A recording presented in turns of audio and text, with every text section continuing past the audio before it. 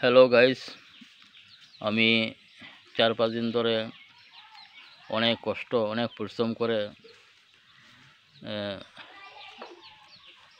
একটা জায়গা খালি জায়গার মধ্যে মাটি কুপিয়ে গোবর দিয়ে তারপর ডাটা ফেলেছিলাম, ডাটা বীজ লাগাইছিলাম।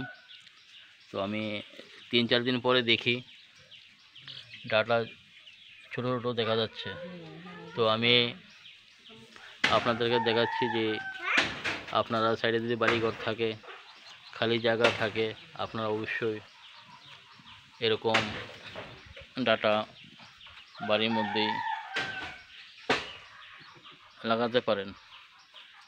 আমি আপনাদেরকে দেখাচ্ছি, দেখেন কত সুন্দর সুন্দর দেখতে পাচ্ছেন।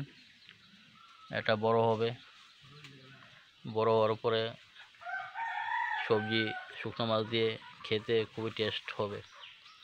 আমি দেখাচ্ছি 4-5 দিন পরিশ্রম করার পরে আমি আজকে দেখতে পেলাম ছোট ছোট ডাটা হয়েছে।